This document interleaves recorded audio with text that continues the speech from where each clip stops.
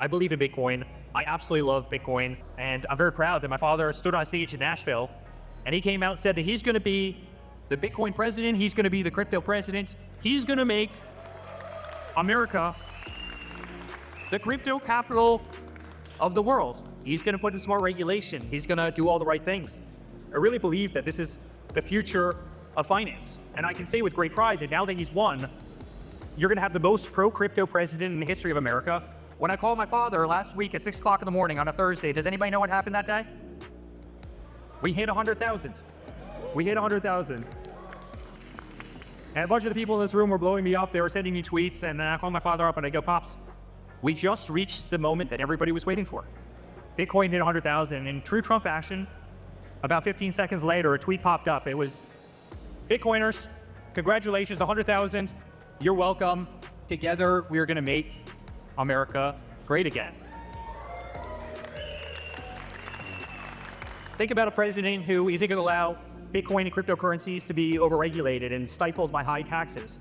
Somebody who will fight like hell against those institutions who have waged war on cryptocurrency. A person who pledged to add crypto to the United States Treasury. A person who pledged to make crypto tax-free. I mean, think about all these incredible things. A person who's pledged to fire Gary Gensler. Does anybody like Gary Gensler in here? Gary Gensler waged war against an industry that we all love, and everybody knows it. And instead, appoint Paul Atkins, who is an unbelievable ally to this incredible industry. I truly believe that this is the beginning of a financial revolution, not just in America, but truly around the world.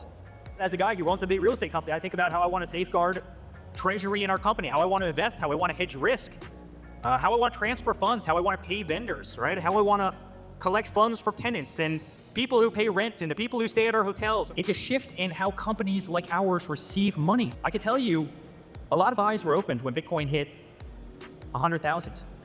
And I can tell you a hell of a lot more eyes are going to be opened when Bitcoin hits 1 million. And I'm confident he's going to hit 1 million. I have a close friend. He's smart as hell. In fact, there's a friend backstage who do it very well. And 6 months ago, he was coming up to me, Bitcoin is funny money. Crypto is funny money. And I would invest in treasuries. I would invest in ETFs.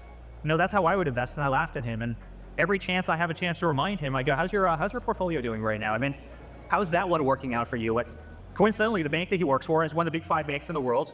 They just created a crypto desk, and they're putting hundreds of billions of dollars into cryptos. They're inventing ETFs every single day. Guys, people are slow to adapt to new technologies. And so I know all of you are thinking, you know, Eric, you're from a real estate family. You spent your entire life in real estate, concrete, drywall. You know, why? You love hard assets. Your family's built monumental wealth, you know, through real estate. You've developed the tallest buildings, you know, in the world. I mean, our concrete buildings, I built Trump Chicago. It was the 7th tallest building in the world when I built it. Our concrete pumps went from Trump Chicago to the Burj Khalifa, and that built that building. I mean, we built the biggest buildings anywhere on Earth. We run the best hotels, we run the best golf courses, right? From everywhere from Fifth Avenue to South America, the Middle East, Scotland, Ireland. You know, for our family, real estate's always been the bedrock of wealth creation. You know, it's tangible, it's physical, we love it. You can see it, you can feel it, it has energy. But really, here's the thing, guys. For the first time, there's another asset that has energy. There's another new digital asset that's revolutionary, right? I mean, one that consumes energy, one has life, and one that really has potentially more powerful, you know, potential to be more powerful than anything that we've ever seen before. Guys, I've seen people get canceled for their political beliefs. I've seen people get canceled for their religion. I've seen people get canceled for their culture. I've seen institutions once trusted around the world, the JP Morgan Chases, the Bank of Americas, the TDs, the biggest banks in the world. And this just isn't in America, this is around the world. I've seen them become total, tools of political power and influence. I've seen government regulators walk into banks and say, you know what, I see that you're banking that person, and just understand that we might need to take a little closer look at you if you continue to have them in your portfolio. So why don't you just scoot them out of the way? Guys, I've seen this game. So many people in this room have seen this game. And I think what's more, I've also come to learn and see how antiquated the traditional finance system is around the world. Guys, it's slow as hell, it's inefficient, it's expensive, and generally speaking, it doesn't serve the needs of hundreds of millions of people around the world. You know, people that don't have our balance sheet, people who don't have the Trump last name, people who don't have our assets, people who don't have the advantages that we have as a family, they have no competitive advantage, they have no capital. Individuals around the world have been left behind by the millions. The traditional banking system is rigid, it's vulnerable to manipulation. It's failed the modern world, it's failed to adapt, it's failed to keep up with the modern world, it's failed the needs of the modern world. And guys, really, that's where crypto emerges. You know, I ask this question every single time somebody asks about crypto, but I say, does it make any sense that, you know, a beautiful young couple, they want to go out, they want to get financing for a home. It takes them 90 days, it takes them 120 days to get financing. Does that make any sense whatsoever? By the time they get financing, that home that they wanted to buy, it's gone, it's sold, their dreams are destroyed. How in the world does that make sense? I mean, I can go on my phone right now. I can trade Bitcoin at midnight on a Saturday night while having dinner with my wife. How the hell does it take 120 days to get a loan in developed nations around the world? It doesn't make any sense. The traditional banking system is antiquated. Why do banks work on a 9-to-5 schedule 5 days a week? Does anybody in this room work on a 9-to-5 schedule? No. Bitcoin's not just an investment. It's a global asset. It's a store of values, hedge against inflation. It's a hedge against political turmoil, political instability, acts of gods, hurricanes, fires, floods, tornadoes. Guys, that's what makes it so powerful.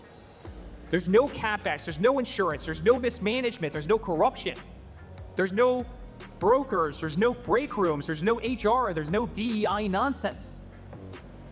There's no need for tens of thousands of bankers and massive skyscrapers all over the world pushing credit applications and antiquated paperwork, you know, charging exorbitant fees. There is nothing that's done in those buildings that can't be done better on blockchain. You know, I've known Michael Saylor for 20 years. I mean, and by the way, if you want to talk about a great champion for this industry, is Michael Saylor. That guy deserves all the credit in the world. There's very few people who are smarter, and there are very few people who are better cheerleaders for an industry that clearly he believes in. He's a national treasure to the United States, and frankly, he's a national treasure to this world. I think I even said to Michael Saylor in the early years, Michael, I don't get this stuff. I mean, I know you love Bitcoin. I don't get it. If I can't feel it, if I can't see it, it's really not for me. But now more than ever before, now after everything I witnessed, having maybe the greatest look behind the curtains of anybody on Earth into what the systems truly are, how the systems are manipulated, Bitcoin is actually proving to be the greatest complement to the hard assets our family loves so much. That scarcity, that hard limit, it makes it incredibly valuable, especially as these assets are being purchased in the billions. That's why you see this, you know, the price skyrocket the way it is. But unlike real estate, Bitcoin's not tied to geography. It's global. It's instantly liquid. You know, try selling this convention center to a REIT right now. You know, I'll see you in 2 years. Try going out and selling a big office building. You know, it will take you 18 months to do. At the end of it, you're going to want to shoot yourself in frustration. I truly believe in the coming decades that this is going to become the cornerstone of the modern global financial system. It'll be used to safeguard your wealth. And make no mistake about it, guys, we as a family, and my father in office, we're going to lead the charge doing this. We're going to lead the charge in every single way. So my ending message to everybody here is really congratulations, Bitcoin. Congratulations. Congratulations to all of you. Congratulations to all the people who have made a fortune off of this technology because you saw it early. Our best days are ahead.